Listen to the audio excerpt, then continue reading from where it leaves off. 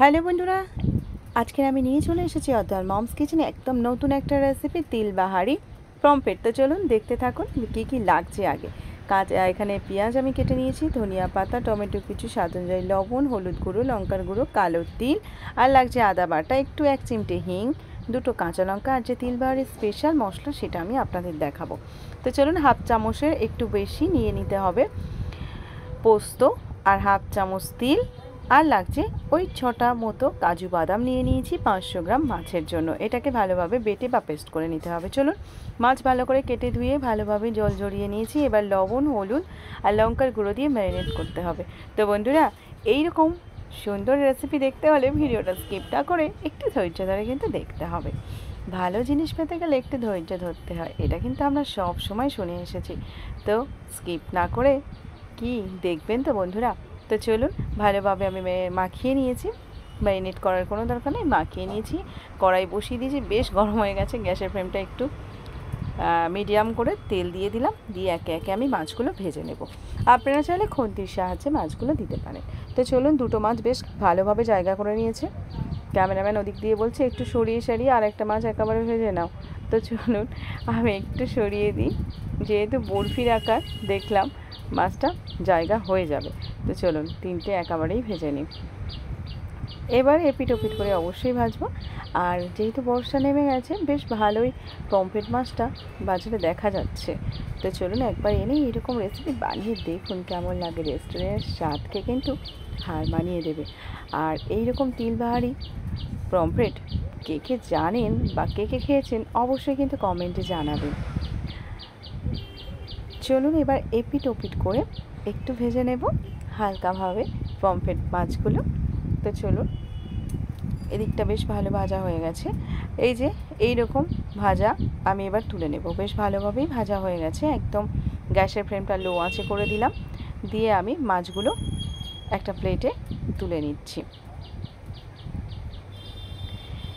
এই যে তুলে নিলাম। এবার এই তেলের মধ্যে 1 চিমটে হিং, একদম দেখেছেন সামান্য 1 চিমটে হিং, আর দিয়ে দিচ্ছি কালো জিরে। এবার দিয়ে দেবো পেঁয়াজ কুচিগুলো, আর সাথে দিয়ে দিচ্ছি লঙ্কা। এই যে 2টো লঙ্কা আমি দিয়েছি, যেহেতু লঙ্কার গুঁড়ো ইউজ করবো, লঙ্কাটা আপনাদের স্বাদ অনুযায়ী দেবেন। সামান্য একটু লবণ দিয়ে দিলাম, দিয়ে আমি পেঁয়াজগুলো একটু ভেজে নেব।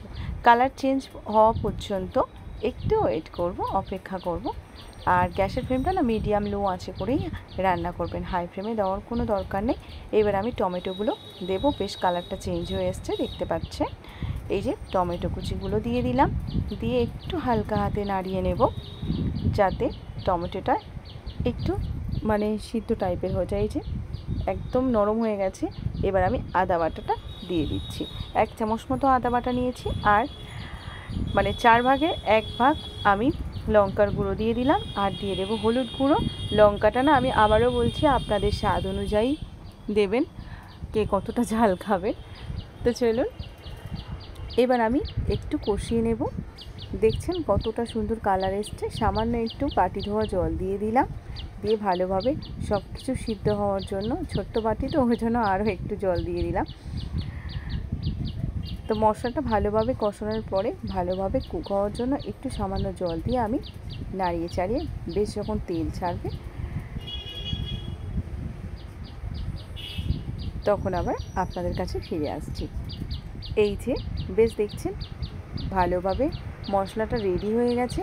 এবার আমি এইখানে যে তিল আর পোস্ত কাজু বাদামটা বেটে রেখেছিলাম সেটা আমি এখানেই দিয়ে দিলাম। বেশ যখন তেল ছাড়বে সেই সময় দিয়ে দিতে হবে, দিয়ে ভালোভাবে আবার একটু কষিয়ে নেব।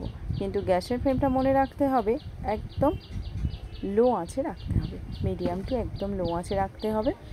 তো চলুন, আমি ওই যে 30 সেকেন্ড মতো কষিয়ে নেব। এই অবস্থায় এবার আমি যে বাটি ধোয়া জলটা একটু সামান্য দিয়ে দিচ্ছি, শিল আর বাটি ধোয়া জলটা দিয়ে আরও একটু কষিয়ে নিয়ে আরও একটু জল দেবো, কারণ মাছটা একটু ফুটতে দিতে হবে। এই অবস্থায়, এরকম অবস্থায় আমি নামাবো, কিন্তু আর একটু জল দিতে হবে। তো চলুন, এবার আমি জল দিয়ে দিচ্ছি। এই যে বেশ এইরকমই এসছে কালারটা, বেশ ফুটেও উঠেছে। এবার আমি একে একে মাছগুলো দিয়ে দেবো। তো বন্ধুরা, আমার ভিডিওটা কেমন লাগছে অবশ্যই কমেন্টে জানাবেন, কে কোথা থেকে দেখছেন। আমাকে অবশ্যই জানাবেন। আমি আপনাদের কমেন্টের আশায় বসে থাকি। তো চলুন, এইভাবে আমি ওই যে 2 থেকে 2.5 মিনিট ফুটতে দেবো মিডিয়াম আঁচে, আর তারপরে আমি ফিরে আসছি আপনাদের কাছে। তো বন্ধুরা, ভিডিওটা ভালো লাগলে অবশ্যই লাইক আর চ্যানেলটা সাবস্ক্রাইব করতে ভুলবেন না। পাশে থাকা বেল আইকনটি অবশ্যই ক্লিক করে রাখবেন, কারণ নতুন কোনো ভিডিও আপলোড দিলে সবার আগে আপনাদের কাছে নোটিফিকেশান যাবে। তো চলুন, আমার রেডি হয়ে গেছে। ওপর থেকে একটু ধনিয়া পাতা যে কুচিয়ে আমি রেখেছিলাম ওপর থেকে একটু ছড়িয়ে দিচ্ছি, দিয়ে একটু উল্টে পাল্টে নিয়ে এবার আমি ঢেলে নিচ্ছি। এই যে একদম রেডি আমার তিল বাহারি পমফ্রেট।